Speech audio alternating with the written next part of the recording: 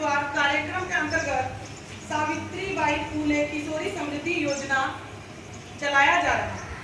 और यह सदा विवाह बाल विवाह होता है, उस पर रोक लगाने के लिए, महिला सशक्तिकरण के लिए। आज भी महिलाओं की प्रतिभा को दबा दिया जाता है।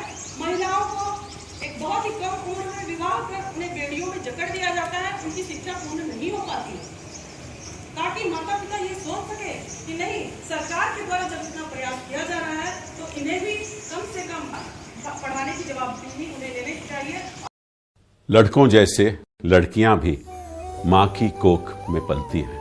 आंखें उनकी लड़कों जैसे पैदा होते खुलती हैं। सांस उनकी बेदर्दी से कोख में रोकी जाती है। उनको हक है जीने का, वो भी जीना चाहती है। बेटियां बेटियां बेटियां, लड़के की तरह लड़की भी मुट्ठी बांध के पैदा होती है। लड़के की तरह लड़की भी माँ की गोद में हंसती रोती है। करते शैतानियाँ दोनों एक जैसी, करते मन मानिया दोनों एक जैसी। चलाई जाती है। इसका प्रमुख उद्देश्य यही है कि बच्चियों को भी उनका अधिकार मिले, क्योंकि हर लड़की को भी पढ़ने का अधिकार है। सबसे पहले हम लोग जानते हैं कि सावित्रीबाई फूले कौन थी, जिनके नाम पर इस योजना का नाम रखा गया है, सावित्रीबाई फूले समृद्धि योजना। तो सावित्रीबाई फूले जो थी वो एक हमारे भारतीय प्रथम महिला शिक्षिका और एक समाज सुधारक थी। और उनका जन्म हुआ था 3 जनवरी 1831 ईस्वी में सतारा जिला महाराष्ट्र में हुआ था। और सावित्रीबाई ज्योतिराव फूले समाज सुधारक, शिक्षाविद और कवित्री थी। उन्होंने 19वीं शताब्दी के दौरान महिला शिक्षा और सशक्तिकरण में एक महत्वपूर्ण भूमिका निभाई है, और ये प्रथम महिला शिक्षिका भी थी। ठीक है। सावित्रीबाई को पुणे में अपने पति ज्योतिराव फूले के साथ भिड़वाड़ा में बालिका स्कूल स्थापित करने का श्रेय दिया जाता है। बालिकाओं की स्थिति आज भी वर्तमान दयनीय है, और इस स्थिति के सुधार के लिए सरकार के द्वारा विभिन्न प्रयास किए जाते हैं और आर्थिक सहायता प्रदान की जाती है, जिसका एक उदाहरण है सावित्रीबाई फूले समृद्धि योजना, जिसमें बच्चियों को आर्थिक लाभ प्रदान किया जाएगा। इन्होंने क्या क्या काम किया? इन्होंने बाल विवाह के प्रति शिक्षित करने, उसका उन्मूलन करने, सती प्रथा के खिलाफ प्रचार करने और विधवा पुनर्विवाह के लिए वकालत करने में अपना अभूतपूर्व योगदान दिया। और इन्होंने अस्पृश्यता के खिलाफ अभियान चलाया। अस्पृश्यता अर्थात छुआछूत की भावना, ठीक है, कोई भी छोटा बड़ा नहीं है, कोई भी ऊंच नीच नहीं है, सभी बराबर है, सभी समान है, और इसके लिए भी उन्होंने आवाज उठाई। झारखंड सरकार के द्वारा राज्य के लाखों किशोरियों की शिक्षा एवं उत्थान के लिए एक महत्वपूर्ण योजना प्रारंभ की गई है, जिसका नाम है सावित्रीबाई फूले किशोरी समृद्धि योजना। और जो भी बच्चियां इसके लिए जो एलिजिबल है, उन्हें ये हक मिलना चाहिए, उनको ये आर्थिक सहायता मिलनी चाहिए। ये प्रयास हम लोगों का रहेगा, और ये प्रयास निरंतर जारी है। और बहुत सारी बच्चियों का हमारे विद्यालय से गया भी है इसमें फॉर्म सर्टिफाइड होकर के। तो इसमें जो लाभ मिलेगा वो कक्षा 8 में 2500 रुपये, कक्षा 9 में 2500 रुपये, कक्षा 10 में 5000 रुपये, कक्षा 11 में 5000 रुपये और कक्षा 12 में 5000 रुपये। तो कुल जब एक बालिका जब कक्षा 8 से लेकर 12 तक की पढ़ाई करेगी तो सरकार के द्वारा कुल 20,000 रुपये की मदद की जाएगी, ताकि हर बेटी, हर लड़की अपनी शिक्षा को पूर्ण कर सके, किसी के ऊपर आश्रित नहीं रहना पड़े। लेकिन इसके कुछ नियम है कि किन्हें मिलेगा, किनको ये मिल सकता है।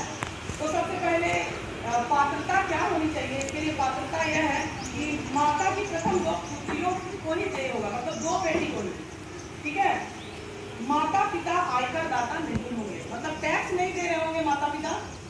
और बालिका का जन्म प्रमाण पत्र लगेगा, ठीक है। बालिका एवं उनके माता का आधार प्रमाण पत्र उपलब्ध हो, माँ का भी आधार प्रमाण पत्र लगेगा।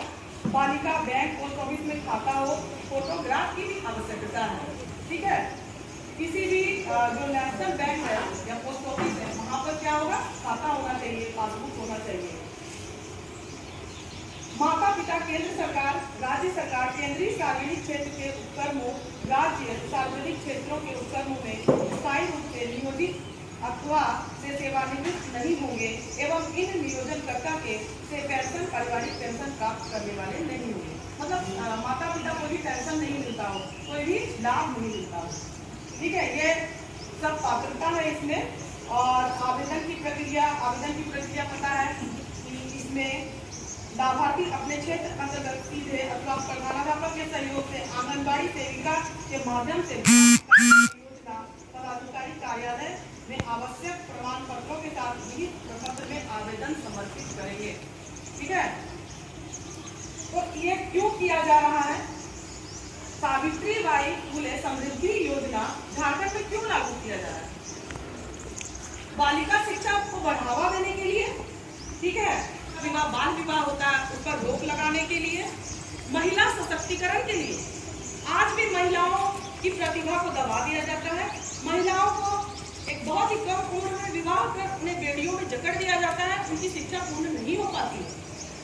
ताकि माता पिता ये सोच सके कि नहीं, सरकार के द्वारा जब इतना प्रयास किया जा रहा है तो इन्हें भी कम से कम पढ़ाने की जवाबदेही उन्हें लेनी चाहिए। और किशोरियों की अपने जीवन के संबंध में स्वतंत्र निर्णय लेने हेतु सक्षम बनाना। ठीक है, और इसमें हर लड़की स्वतंत्र रूप से सशक्तिकरण होकर के अपने पढ़ाई को पूर्ण कर सके और एक समाज में, हमारे देश में, हमारे राष्ट्र में एक मुकाम हासिल कर सके, अपनी पहचान बना सके।